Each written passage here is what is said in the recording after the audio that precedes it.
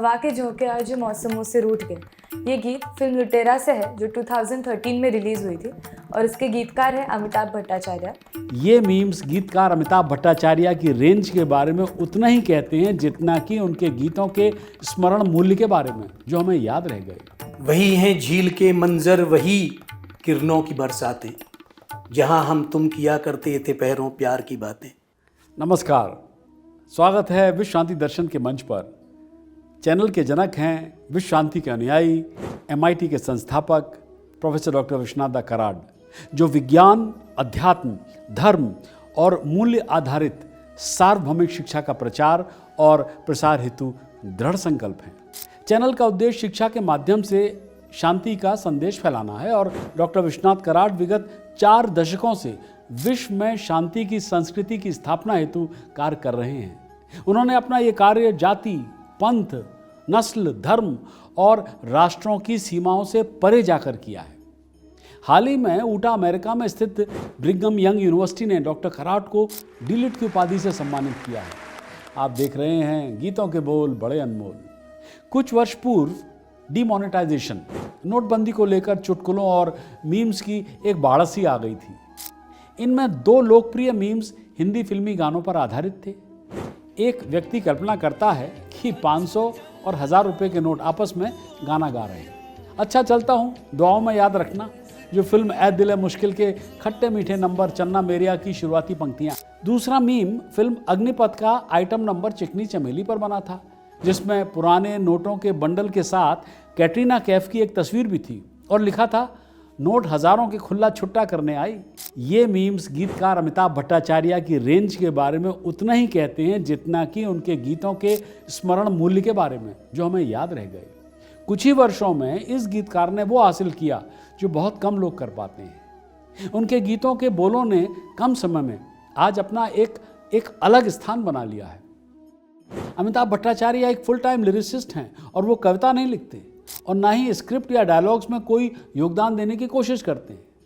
भट्टाचार्य का कहना है कि एंड आई कोट हिम, मैं कवि नहीं हूँ, मैंने अपने जीवन में डायरी की एक भी पंक्ति नहीं लिखी। मैं एक बहुत ही विशिष्ट काम करता हूँ, मुझे एक सिचुएशन, एक धुन दे दीजिए और मैं आपके लिए गीत लिख दूंगा, अनकोट। कभी कभी तो उन्हें किसी राग की भी आवश्यकता नहीं होती। फिल्म दंगल का गीत हानिकारक बापू, जो बहुत पॉपुलर हुआ था, म्यूजिक कंपोज होने से पहले ही गीतों का एक दुर्लभ उदाहरण है। यानी उसका म्यूजिक नहीं बना था लेकिन गीत लिख दिया गया था। हुआ यूं कि फिल्म के निर्माता आमिर खान अमिताभ भट्टाचार्य और म्यूजिक कंपोजर प्रीतम चक्रवर्ती को अपने पंचगनी का जो बंगला था वहां लेके गए थे। जिन गानों पर वे काम कर रहे थे उनमें से एक गांव में 2 लड़कियां अपने अत्याचारी पिता के बारे में शिकायत कर रही थी, जो स्क्रिप्ट में था। अब भट्टाचार्य का कहना है, अगेन आई कोट हिम, हमने बहुत सारे विचार आजमाए, फंस गए रे बापू, हिटलर बापू, बापू मैगम्बो, हंटर वाला बापू, और फिर कुछ जमा नहीं। दोपहर के भोजन के बाद मैं बगीचे में धूम्रपान करने गया। वहाँ मेरी नज़र सिगरेट के पैकेट पर पड़ी जिस पर लिखा था, स्वास्थ्य के लिए हानिकारक। बस वहीं से आइडिया मिला, तू सेहत के लिए हानिकारक बापू, अनकोट। अमिताभ भट्टाचार्य हमेशा से सबसे सुलभ गीतकार रहे हैं और वे हमेशा सरलता से लिखने की कोशिश भी करते हैं। जब उन्होंने पहली बार ऐ दिल है मुश्किल का टाइटल ट्रैक लिखा था तो उन्हें खुद मज़ा नहीं आया। उन्हें लगा कि गीत के बोलों में तुकबंदी थी और कुछ नयापन नहीं था। लेकिन देखिए, कमाल की कंपोजर प्रीतम चक्रवर्ती और करण जौहर को गीत पसंद आ गया और गीत हिट भी हो गया। इस गाने ने उन्हें उनके जीवन की सबसे ज़बरदस्त प्रतिक्रिया दी। उन्हें हर जगह से संदेश मिले, उनके स्कूल के पुराने दोस्त, बचपन के उनके टीचर्स, एक वॉचमैन चौकीदार। एक ऐसा गीत था जो बच्चा बच्चा गा रहा था, गुनगुना रहा था। भट्टाचार्य के पास गीतों को धुनों में फिट करने, शब्दों को गाने योग्य प्रस्तुत करने की अद्भुत क्षमता है। फिल्म दंगल से लेकर फिल्म धाकड़ को, जहां शब्दों को उनके हरियाणवी उच्चारण तक बढ़ाया जा सकता है ताकि साइक्लोन साइकालोन बन जाए, और इसीलिए वो गायकों के साथ भी मिलकर काम करते हैं। मगर ऐसा नहीं है कि अमिताभ भट्टाचार्य को कभी असफलता नहीं मिली। जब अमिताभ भट्टाचार्य ने फिल्म बॉम्बे वेलवेट के लिए गीत लिखे तो उन्होंने साहिर लुधियानवी, शैलेंद्र और आनंद बख्शी की स्वच्छ हिंदी लेखन शैली का पालन किया और गीतों को दर्शकों के लिए आसान बनाने की कोशिश भी की। लेकिन लोगों को ये बिल्कुल समझ में नहीं आया और बॉम्बे वेलवेट जिसमें उनका सर्वश्रेष्ठ लेखन था, उनकी सबसे बड़ी व्यावसायिक विफलता भी थी। फिल्म बॉम्बे वेलवेट में उनके साथ म्यूजिक कंपोजर थे अमित त्रिवेदी। उनका मानना है कि गीतकार भट्टाचार्य के गीत संगीत के साथ मिलकर काम करते हैं और उनके पास मीटर और छंद की बेदाग समझ है, क्योंकि वो खुद एक अच्छे गायक भी हैं। वो एक संगीतकार के ज्ञान को अपने काम में लाते हैं। त्रिवेदी की भट्टाचार्य के साथ साझेदारी 2009 में देवडी के साथ शुरू हुई थी। उन्हें फिल्म देवडी से प्रसिद्धि भी मिली, जिसका गाना इमोशनल अत्याचार तुरंत हिट हो गया और उन्होंने ये गाना बैंड मास्टर रंगीला और रसीला नाम से गाया था। उन्होंने अमित त्रिवेदी के साथ इस गाने को अपनी आवाज़ भी दी थी। त्रिवेदी और अन्य संगीतकार जैसे कि प्रीतम, जो आज उनके सहयोगी हैं, अमिताभ भट्टाचार्य को तब से जानते हैं जब वो एक प्लेबैक सिंगर बनने के लिए बॉलीवुड में स्ट्रगल कर रहे थे। अमित त्रिवेदी के साथ अमिताभ भट्टाचार्य ने एक और फिल्म की थी, नाम था लुटेरा। तो आज इसी फिल्म के गीत हवा के झोंके आज मौसम से रूठ गए में इसमें ढूंढते हैं अध्यात्म क्या छिपा है। चर्चा में हर बार की तरह भाग ले रहे हैं डॉक्टर सुनील देवधर और सौम्या उपाध्याय। आप देख रहे हैं गीतों के बोल बड़े अनमोल।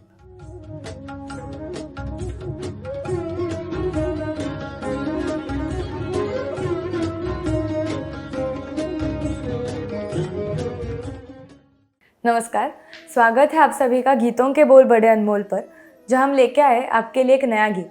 हमारा आज का गीत है हवा के झोंके आज जो मौसमों से रूठ गए।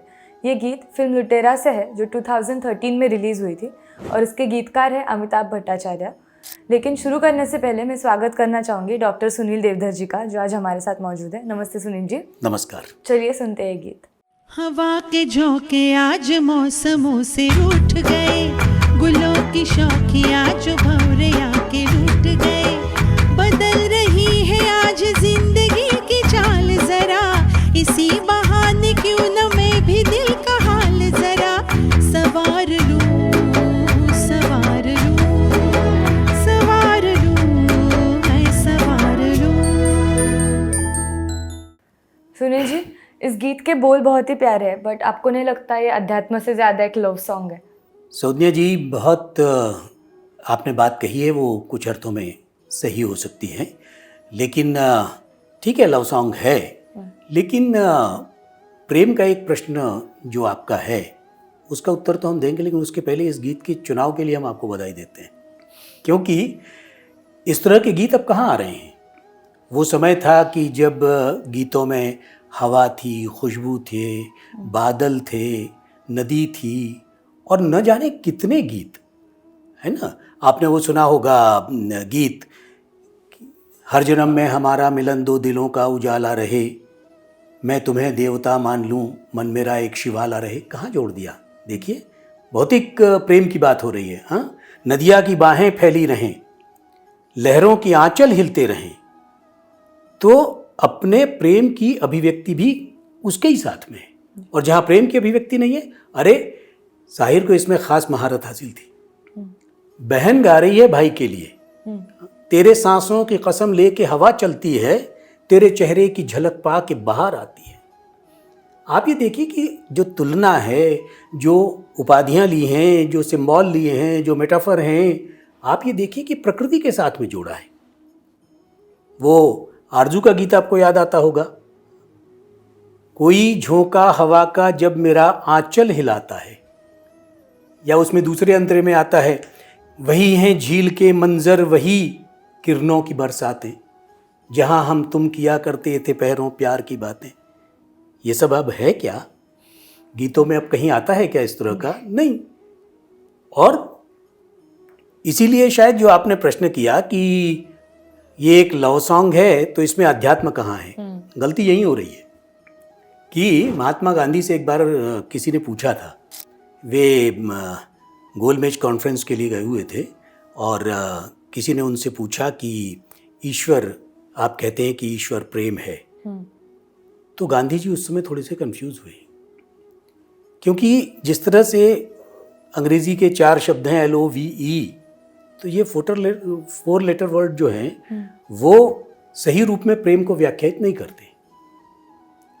तो जब गांधी ने कहा कि हाँ, ये ठीक है कि ईश्वर प्रेम है, लेकिन इससे भी बड़ा ईश्वर सत्य है, क्योंकि जो नहीं मानता ईश्वर को, वो भी सत्य को तो मानता है ना। इसलिए उन्होंने कहा कि ईश्वर सत्य है।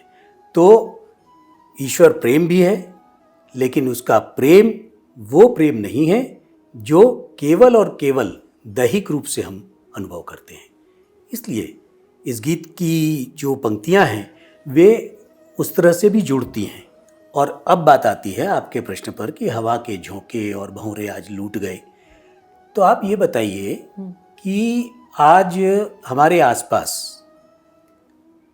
हवा किस तरह से बदल रही है, क्योंकि लगातार ये इंडेक्स आ रहा है कि उसमें कितना प्रदूषण है, तो उसमें धूल कण हैं, उसमें धुएं की लकीरें हैं, तो हवा भी खराब है। तो इसलिए शायद ये कहता है कि अब दर्द है तब थी दवा, अब दर्द है तब थी दवा, वाह वाह कैसी हवा। तो ये हवा अब कैसी हो गई है।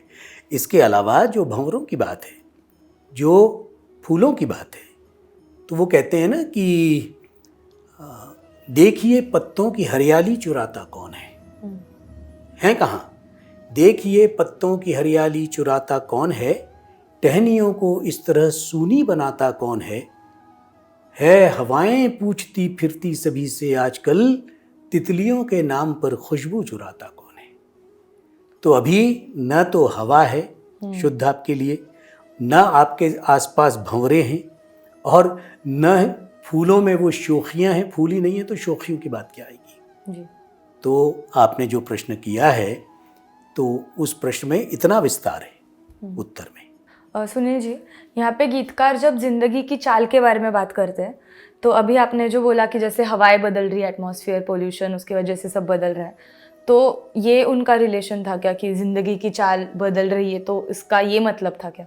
जिंदगी की चाल पूरी तरह से बदल रही है, और जिंदगी की चाल जब बदल रही है तो उसमें हमारे बहुत से प्रतीक, हमारी बहुत सी उपमाएं, हमारे बहुत से सिंबल वो भी बदल रहे हैं जी। क्योंकि हमारी रफ्तार जो है वो नहीं है। हमारा कल्चर क्या था? अरण्यक संस्कृति थी, जंगल वाली संस्कृति थी, जिसमें हम ज़मीन की बात करते थे, जंगल की बात करते थे, हवा की बात करते थे, और उससे उस नेचर को, उस पूरी प्रकृति को ईश्वर के साथ जोड़ते थे जी। हम कहते थे है हवा हम्द, दुआ जंगल, आदमी है खाक, खुदा जंगल। तो हमने जंगल को ईश्वर की तरह देखा। है हवा हम्द यानी प्रार्थना। हम्द कहते हैं ईश्वर की स्तुति में जो गीत गाया जाता है वो हम्द है हवा हम्द। तुलना देखिए कहाँ की है, दुआ जंगल। जंगल एक हमारे लिए शुभ संकेत है, एक शुभकामना है, एक दुआ है। आदमी है खाक, आदमी कुछ है ही नहीं, खुदा जंगल। जंगल जो है वो हमारे लिए ईश्वर की तरह है। तो जिंदगी की चाल बदल रही है क्योंकि हमने अपने कल्चर को, हमने अपने को काट लिया है प्रकृति के साथ, नेचर के साथ हम अब नहीं है। इसलिए जिंदगी की चाल बदल रही है, क्योंकि कंक्रीट के जंगल हैं, अब जंगल नहीं है, कंक्रीट के जंगल हैं। किसी ने कहा कि इस शहर में अभी हरियाली बहुत है, शायद अब तक कोई बिल्डर यहाँ नहीं है। तो धीरे धीरे जो कंक्रीट के जंगल खड़े हो रहे हैं उसके पीछे भी बहुत सी बातें हैं। यहाँ मकसद हमारा ये है कि हमारे कल्चर से, नेचर से हम किस तरह से कट रहे हैं, नेचर की बात है। Thank you Sunil ji. जी अब हम सुनते हैं आगे की पंक्तियाँ। बरामदे पुराने हैं, नई सी धूप है, जो पल के खटखटा रहा है किसका रूप है। शरारतें करे जो ऐसे भूल गई, साब कैसे उसको नाम से मैं पुकार लूं, सवार लूं, सवार लूं, सवार लूं, है सवार लूं।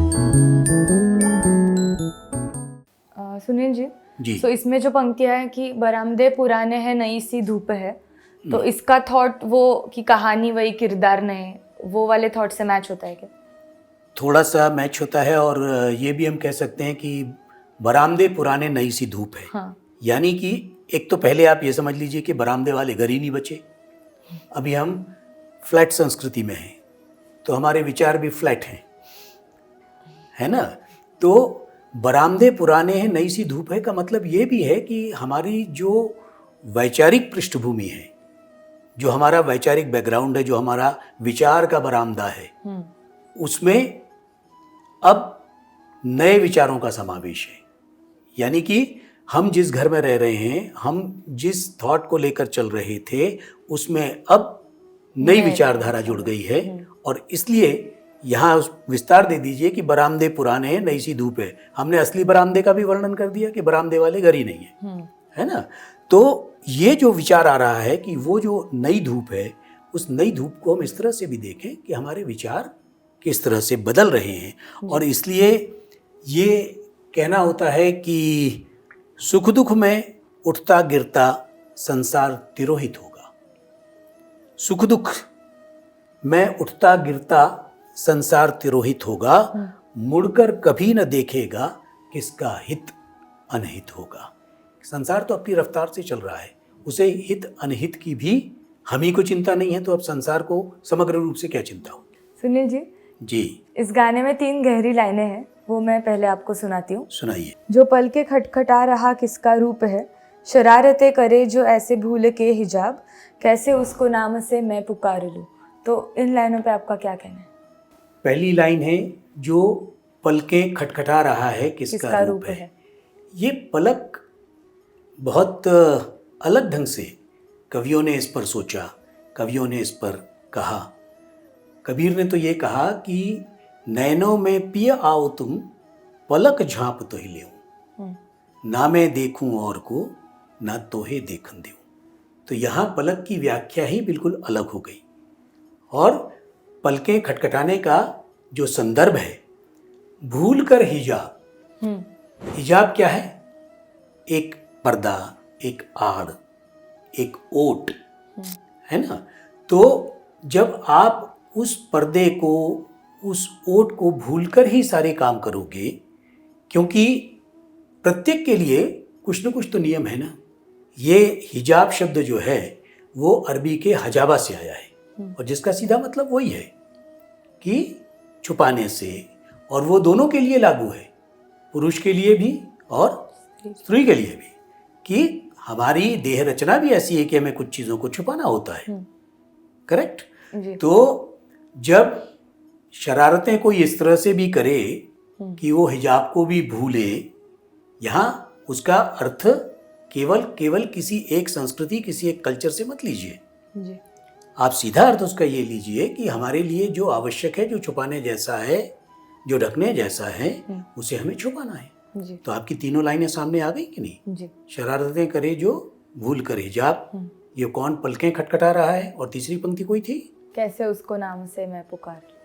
यहाँ वही सीमा आ जाती है, कैसे उसको नाम से मैं पुकार लूं, क्योंकि उसको नाम क्या दिया जाए, ये एक बड़ा सवाल है। Thank you Sunil ji. जी। अब हम सुनते हैं आगे की पंक्तियाँ।